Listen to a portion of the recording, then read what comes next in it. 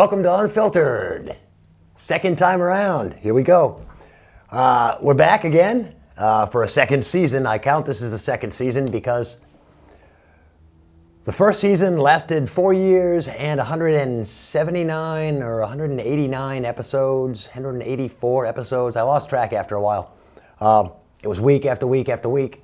And back then, I didn't know any better. I thought there were no seasons in public access, but apparently we have seasons now. So this is season 2 of Unfiltered.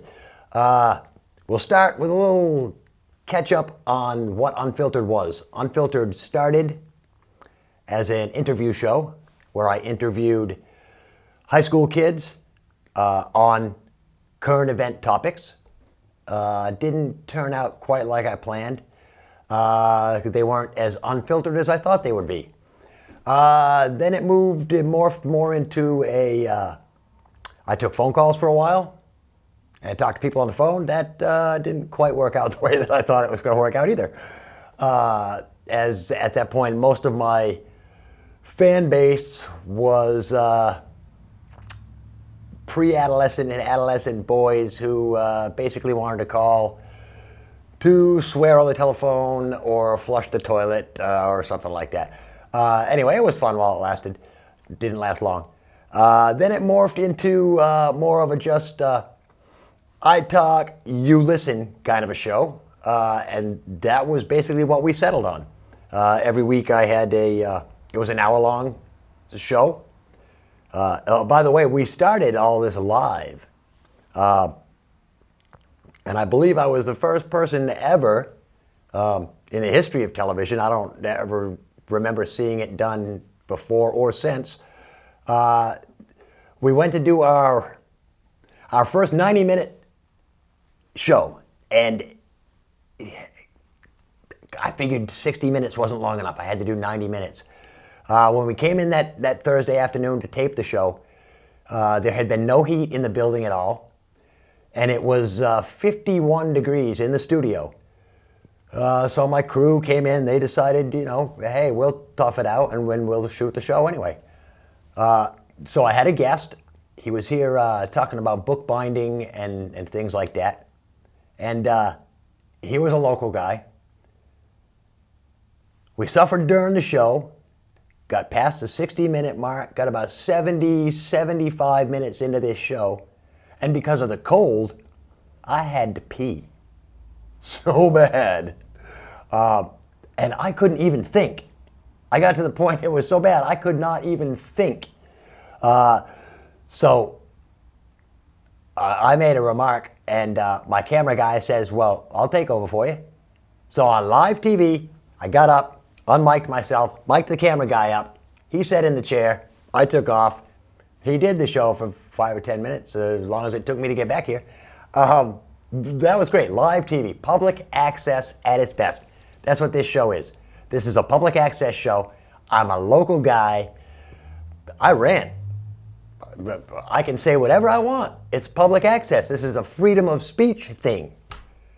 And that's what I'm all about. And I started here in 2006, Unfiltered. We launched the first show.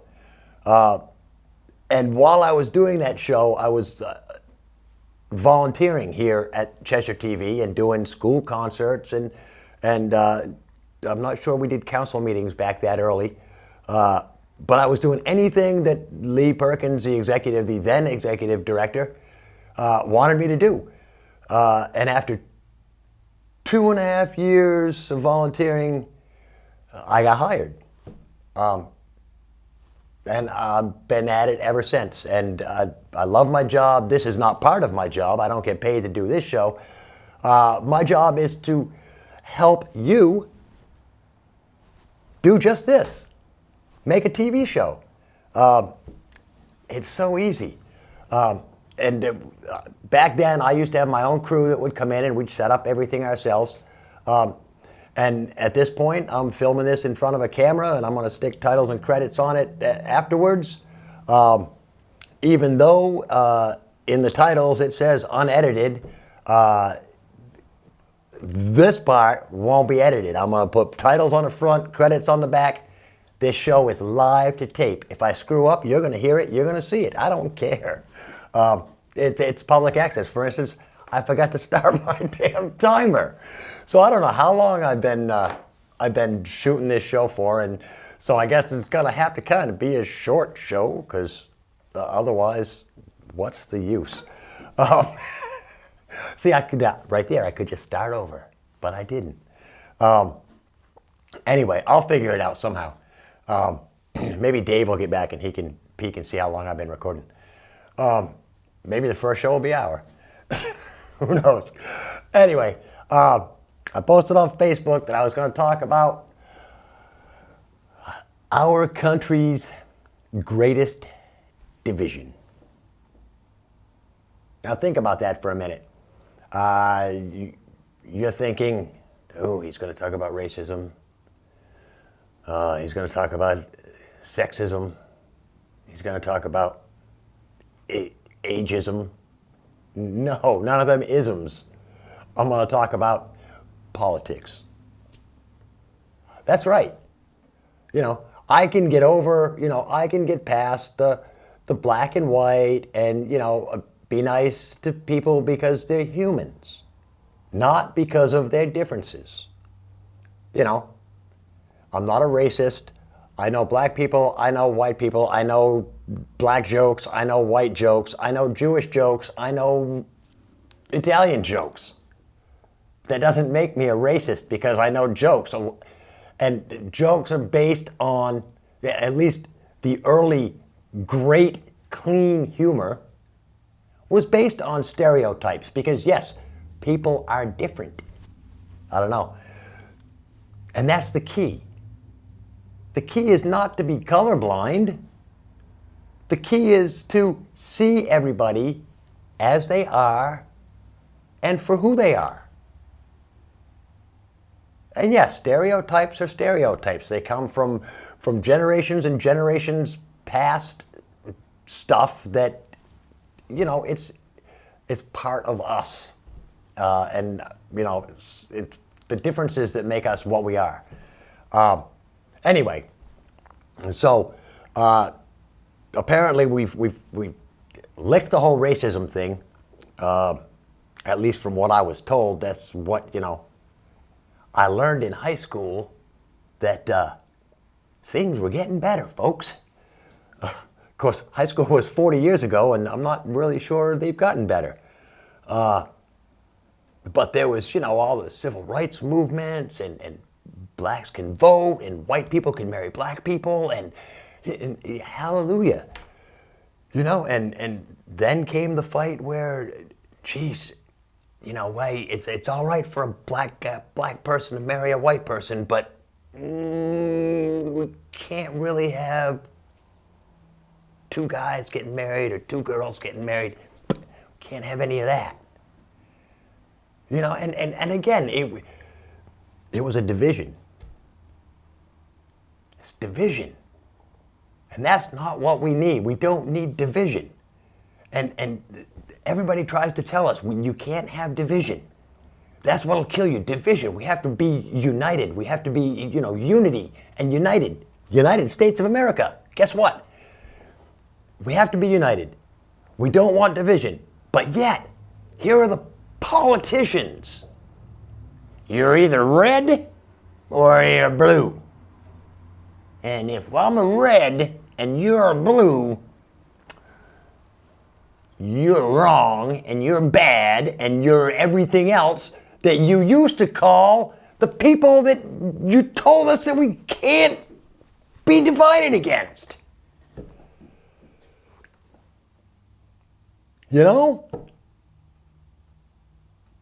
They tell us white people love the black people love the white people, unless that white guy's a Republican or a Democrat, whatever the case may be. I don't want to get in the middle of anything.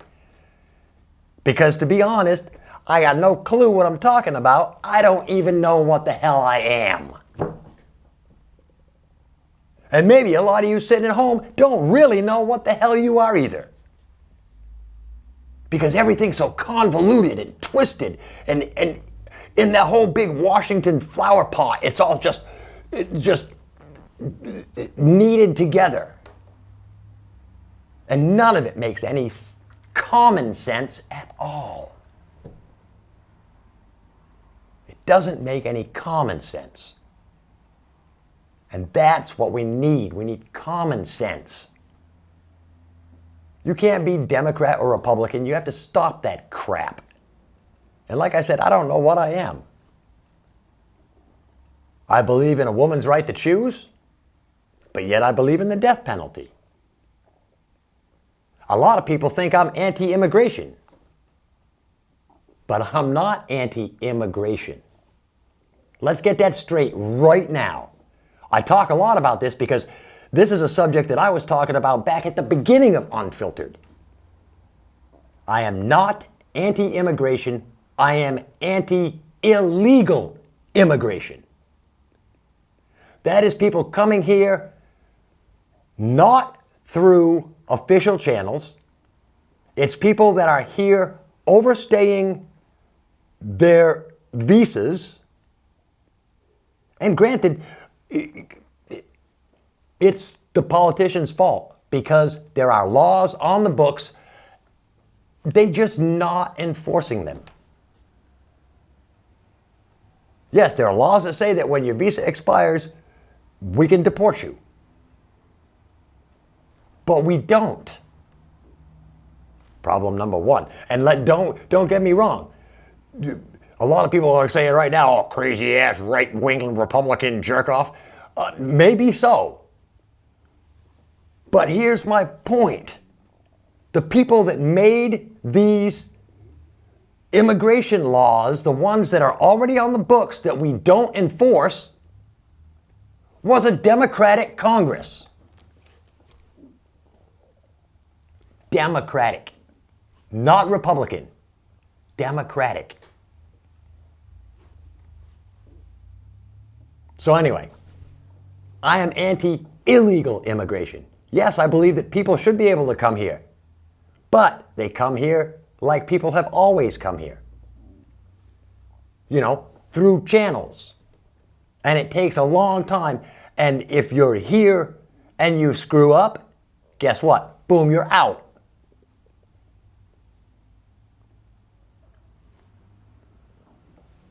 Back in the old days, Australia was born because it was a criminal colony. They would send criminals there. We don't need people sending criminals here. We've got enough right here already. So, there, I've said that. Immigration. I'm going to talk about immigration a lot more too. Because yeah, it's national security, it's jobs, it's everything. All right. Let me get to this because I've got Yahoo News open on my computer here because I like, I don't read the regular news, but I like the Yahoo odd stuff. And I found this great story. Out of Lecanto, Florida. Let me whip it up here and see if I can't get it to load up. This is great, and like the old Unfiltered, this is the first time I'm actually gonna go through the story and read it and see what I think about this. Because the headline says, woman ate sushi, it says deputies, woman ate sushi sweets while riding Walmart cart. Yeah. Sounds kind of strange, doesn't it? I didn't even know Walmart sold sushi. So, here it is in Lecanto, Florida. A Florida woman has been accused of taking methamphetamine and driving a motorized shopping cart through a Walmart while drinking wine and eating sushi and cinnamon rolls. See? Now, if I hadn't read that, I wouldn't know. It's even better than the headline made it out to be. She was eating sushi and cinnamon rolls with wine. And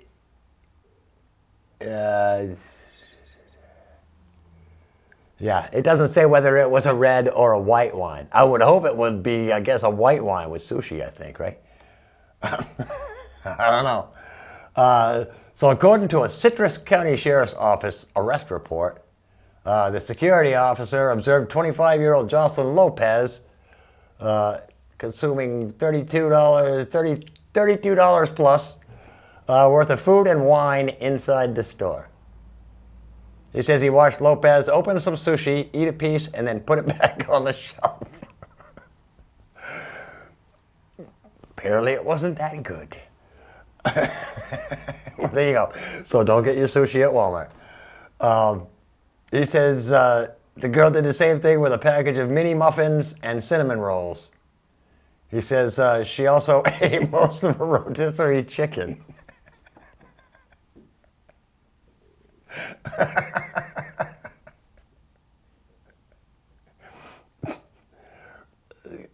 That's kind of weird. Because I haven't done a lot of methamphetamine in my life, but from what I remember from my past experimentation days, I wasn't the least bit hungry when I was on that stuff. And driving the cart, I don't know. That's too slow for when you're taking speed. Anyway, the lady said she was homeless and hungry and had just injected herself with methamphetamine. That's a good excuse. Sorry, officer, but I'm under the influence of drugs at the time. So, charges of retail petite theft and possession of drug paraphernalia. So petite, small theft. I like how they put it, petite. Petite theft. So see, that's crazy stuff. Odd news from Yahoo. There was another one. Man charged after giving New Jersey police his wallet with marijuana. There you go. Just so you know, cow dung patties are selling like hotcakes online in India. So get them while they're hot, because they're probably better when they're hot than when they're cold. I'm not even going to read that one. Maybe I'll read that one later. But let me talk about, while I'm messing around here on this super information highway thing that we got going on here in the studio now. I was going to talk about the pros and cons of some of this whole technological age that we're in. Granted, I can pull up, stuff from all around the world, like this story from New Delhi that I'm about to do. And at the same time, so can young kids, so can anybody that can push the buttons. It was a hard transition for me, being mid-40s when all this stuff came around, or by the time I got to it. It's tough because as parents, it's getting to the point where we don't know as much about computers as our kids do. And that's a scary thing. I don't know. And it's my Facebook, of course it's being after Christmas now, my Facebook page is lit up on that right-hand side with, all this stuff that I looked at before Christmas on Amazon and all these different websites that I've gone to. And now it's just blatantly advertising to me from them same places. So, somebody's paying attention to what you're doing out there. And I'm not really sure I like that from a privacy standpoint. Because back in the old days, we always used to scream about, the government taking away our privacy and blah, blah, blah. And remember 5 years ago or 10 years ago, there was talk that the government was going to start implanting RFID chips in us. Remember that? And people threw a fit. Oh my God, no, they can't do that to us. We'll never stand for that. And everybody was like, well, they'll never do that. It'll cost the government too much money to do that. Well, you know something? Oh, where did I took it off. I was going to pull out my cell phone. We're paying for it. We've bought our chips. They don't have to implant anything. We wear one, we carry one everywhere we go. Except apparently in here. So, yeah, GPS. You're on there. You're surfing the web. You're looking at stories, and you're paying for it. You're flat out paying for the government to know where you are, to track you, and to suck every bit of your privacy away from you. Yeah. And you're paying the bill every month. Sometimes more if you go over data. Stupid. All right, let's find out what's going on in India, because this is the cow dung patties, like hot cakes. That makes me think maybe people are eating them. Indians are flocking to online markets in droves these days. Online retailers say cow dung patties are selling like hotcakes. The patties, which is cow poop mixed with hay and dried in the sun, made mainly by women in rural areas. There you go. We're screaming about women. Jobs for women. Making cow patties. See? Ladies, it could be worse. Because even in India, probably these ladies don't get paid as much for making cow patties as a guy would. Probably only half as much. All right, anyway. They're used to fuel fires. I was going to say. They're made mainly by women in rural areas and used to fuel fires. So you burn them. I wonder what that does to the atmosphere. Now reaching out to the Amazon and eBay, and now reaching out to the country's ever-increasing urban population, feeding into the desire of older city folk to harken back to their childhood in the village by burning cow dung patties. There you go. When you want to step back, burn a cow dung patty. Some retailers say they're offering discounts for large orders. Some customers are asking for gift wrapping. Imagine that. That would be the crappiest Christmas ever. What'd you get for Christmas? Oh, I was sitting there at the tree unwrapping my presents. I unwrapped this big cow dung patty. It was delicious. The orders come mostly from cities, and where it would be difficult to buy dung cakes. Apparently, yeah, if you live next to a farm, it would be easy to buy a dung cake. You just, see, and again, just says it reminds them of the old days. Increasingly in the cold weather, people are keeping themselves warm by lighting fires at outdoor events. Adding that people who grew up in rural areas find the peaty smell of dung fires pleasant. So apparently it doesn't smell as bad burning as it does driving by those farms on a hot spring day. She said it reminds them of the old days. Cakes are sold in packages that contain 2 to 8 pieces weighing 7 ounces each, and prices range from 100 to 400 rupees. That's right. 100 to 400 rupees, you can get yourself a little bag of cow dung patties. I know, you're going, what the hell is a rupee worth? I'll tell you. You guys are so quick these days. 100 to 400 rupees is about $1.50 to $6. So yeah. Anyway, dung cakes are also used as organic manure, and some sellers are marketing them for use in kitchen gardens. So there you go. Kitchen gardens and stuff. So anyway, I don't know really how long I've been talking, because like I said, I didn't start the damn timer. Just shows you how much of an idiot I am. But hey, this is the first show, and it can only get better from here. So I guess until next week, Rick Blood, peace.